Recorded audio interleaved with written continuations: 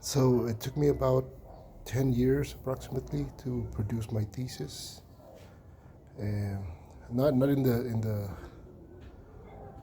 studies way or college or anything like that. I just a theory that I had, which I'm still working on actually. But in order for me to be able to put it out there, it took me about 10 years. And it consists on the study of my ego, right? So that's that's what my premise was. What is this that I call ego? What am I? Who am I? Or what can I actually do with this experience and this opportunity to actually do something with a life that is given to you? You don't ask for it. Of course, you don't ask for it. Nobody does. But there is this sense of not wanting to waste it.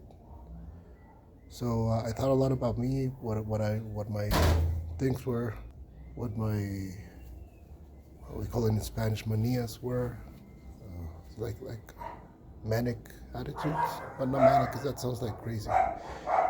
Things that you do repeatedly without noticing, and you don't want to do them, but you still do them.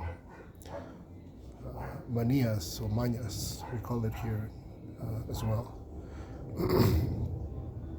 So I studied that part of me a lot because it enabled me to know that I wasn't more valuable than anyone, but that no one was also more valuable than me. So it kind of gave me that balance to start with, and I think that's a good place to start such a discussion because I didn't want a biased opinion of what I want being what other people could use. It's just my way of letting you know or letting myself know that there was a possibility for me to find happiness, being as impossible and rare and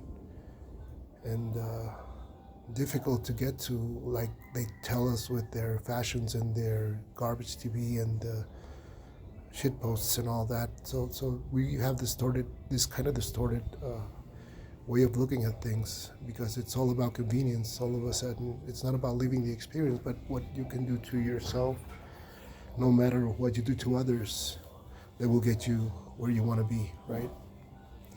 So that becomes greed, that becomes convenience, that becomes apathy, that becomes constant fight within to try to be a good person while trying to honor your parents who were actually not able to nullify those ideas or to bring them to peace and just try something different with the experience of life. And that's exactly what their parents did as well. I mean that's where all the negative emotions come from, right? Jealousy, envy, the violence that we inflict upon each other and on ourselves, mentally and physically, with ideas that are from a long time ago that shouldn't even matter anymore because they were good for the time. But right now we do already know that we can eat shrimp. Maybe the guy who wrote that part of the holy book or those things that you call holy books, maybe that writer had a problem with shrimp and he said it was a sin or not being willing to make others enjoy it, right? It was kind of envious of him to think of that. But we say it's for example in this case the Bible and that's the book that we're basing the comment on, right? But I've read some portions of other religious doctrines as well. That they're magic books and they basically say the same thing. It's prophets telling you to love yourself and to love others and to live in community and be grateful with what you have, not so that you can be conformist, but so that you can actually know that you can be happy with what you have as long as you have health and as long as you have someone that loves you and that you love back. A family that you actually wanted to have, not due to your parents' wishes or expectations of your life, but because of you wanting them. You choosing to be with someone and procreating if possible. That's a choice. And we keep on falling under the same impression that just going to bed with somebody and allowing them to impregnate somebody, that makes them somehow obligated to spend the rest of their lives with that person, which is kind of insane because, yeah, I mean, education is important because that way we can prevent pregnancies to begin with, but the other part is right now it's already done. I made a mistake, probably. You can look at it as a mistake. I don't think it ever is. But again, because we don't either one of us asked to be born, so they just have a little bit more of an obstacle because they weren't wanted, and that's the main focus of this point. What we call here in Spanish el que dirán, right? That was another focal point of that thesis is how it can prevent you from living your experiences according to you and your wants and your needs and your love and your abilities and your imagination. You live or end up living your life based on others' expectations and others' wishes and others' urgencies in your life.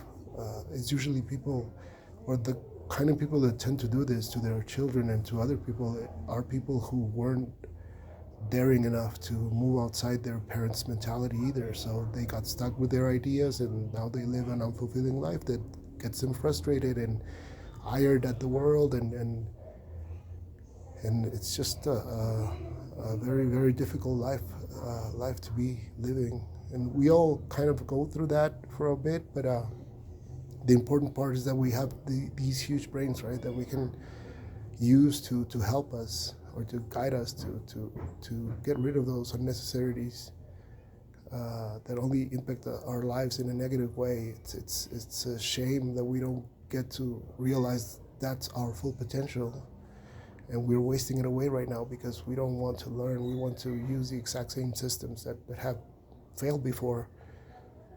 Communism, socialism, capitalism, they are all great ideas, but when you start to think about it, when you stop to think about it,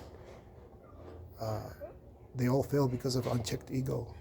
And that's the people that we tend to admire because they have money or they have fame, and they are some of the most flawed individuals that I've ever come to know.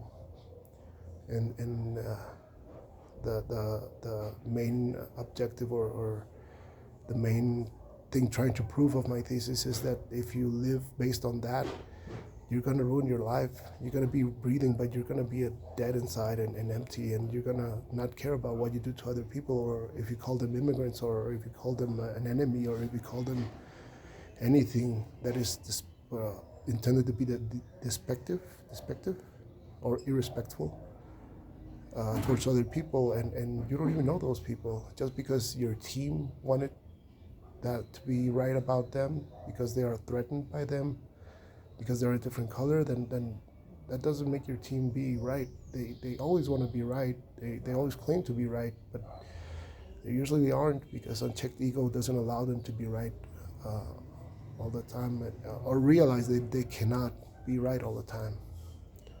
If they were humble enough to realize that we can all pitch in a little bit of the pie to actually try to figure this thing out, then we wouldn't be treating each other like we do.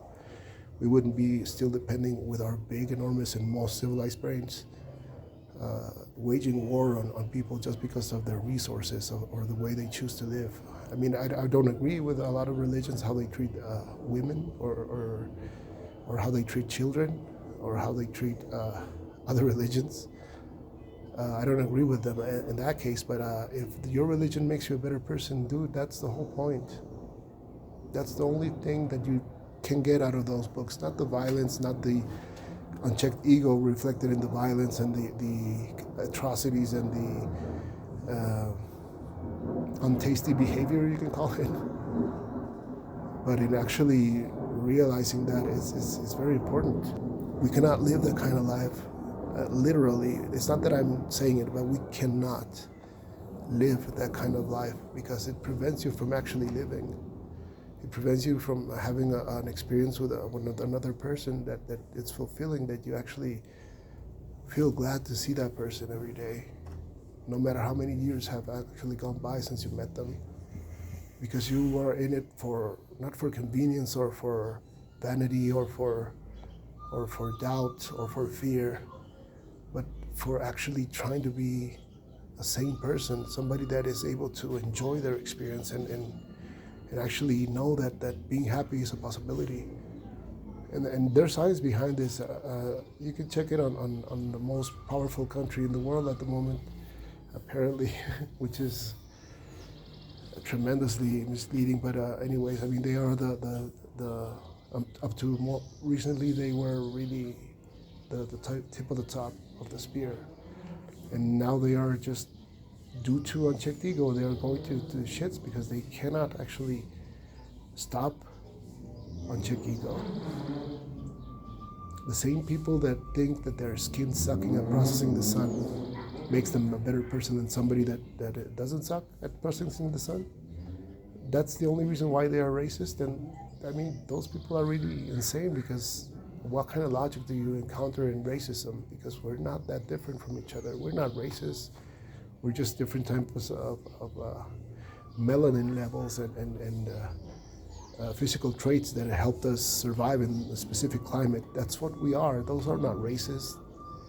We are over 99% the same as a chimpanzee or a bonobo.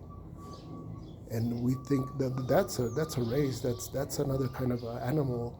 Although we all eventually come from the same kind of fish, by the time that we're here, we are the same kind of animal, because we are animals, and we are monkeys or apes. But we have been, I don't want to say blessed because it's the wrong word, but we've been lucky enough to be the ones who are able to conceptualize our ideas and actually turn them into reality. We are the ones who are capable of a lot of technological advancements, but we keep on destroying ourselves because we believe that unchecked ego is success, when it's not. It's mediocrity. Because again, we've tried it before and it doesn't work. Capitalism is going to shit because unchecked ego keeps on making their own rules and breaking them, and then making other rules and then breaking those as well, and being pedophilic and being a cheating liar and being whatever kind of momentary pleasure can give them to their unused gray matters. And they believe that they can make us all live forever just because they no, that's the wrong idea. They think that they can they can be without the rest of our lives because we don't matter, right? The only people who matter are the ones who are hoarding and who are cheating and exploiting people and exploiting people's time and exploiting literally like slavery. And right now it's 2026 and we're still doing the same things to each other, and it's all caused by the same exact kind of person, the same exact kind of insane person that thinks that they are the chosen ones. And it's a shame. We should be able to move past this. I think it's time, so that we can actually understand that, again, it's not me wanting to tell you how to live your life, but it's how we are able to understand that living your life according to your wants, it's what matters. Not money, not anything else. We can prescinde from money, or we can rescind. We can live without money if we just applied ourselves, because we're already doing all the work. We're already handling all the services. The only ones that get to keep everything are the ones who stole it or cheated their way into wealth, and they are the ones who are trying to tell us what's right and what's wrong, and they are good people and examples, but they're not. They're mediocre mentally, and it's really evident because they keep on trying the same exact thing that have made a lot of people suffer and be miserable. So I really do hope that instead of letting them destroy us, we can actually gather the fortitude, the social fortitude to go ahead and let them go, let them play their games, and we just keep on handling everything, and we keep on making everything work, like we're doing right now. we just don't funnel the money over to them anymore because they actually stole it from us a long time ago, or their parents did, or their grandparents did. Whoever is the ones that accumulate, they are the ones who will be able to or that you will be able to know who they are. If they have a lot of money, it wasn't obtained in the best ways possible, so that doesn't make them any kind of divine or religious personalities or leaders or social unpresentable entities. They're just scared people who believe that they will not live forever, so that gives them the right to be asses. But they take it the wrong way, because the very secret of life is to live it according to what you want to do. Yeah, we can have fear, but not one that prevents us from actually living the experience that we want, instead of relying on other people telling us how to live it, or how to enjoy it, or how to try to be happy on it, because they weren't able to. It's sad to acknowledge, but we've all gone through that path. But it's possible to get out of it. I'm an example of it, and it took me a while. It took me like 10 years to do it. But again, it's actually something that has allowed me to enjoy this experience more every day. So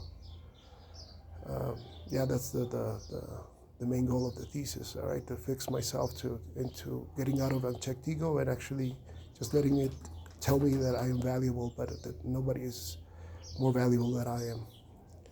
And I was patient enough to decide to end up being alone if necessary, with the goal of being happy. And on that part, I was fortunate enough to find somebody that actually is the best, my favorite person ever.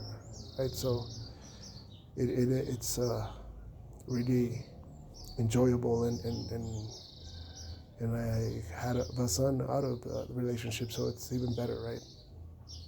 It's a great life, and I hope everybody could realize that, so that we can stop sending our children to war and making them think that violence is the way to go, or being alpha, or whatever other kind of insecure people's theory they want to throw at us. But we can't do it. I'm sure that our big brains will enable us to one day be civilized, and actually be civilized, and make everything work, not letting greedy people or insecure or fearful people or unloved people tell us how things should be, when their only interest is themselves. So yeah, we're going to continue with these topics. They're going to be kind of repetitive at times, but it's an interesting thing that I think I can put out there, and hopefully you enjoy it. If not, if you get upset about anything that I say, just go ahead and think about why you're getting upset, because I don't believe that you're a bad person.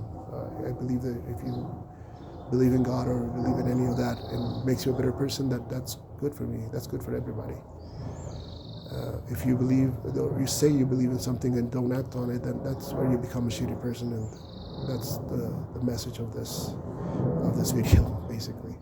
What I did to try to get out of it, and what my thesis and main objective in realizing what the resolution would be for that thesis. And it has worked for me, so thanks so much for listening if you did, and hope you have a great day. See you soon.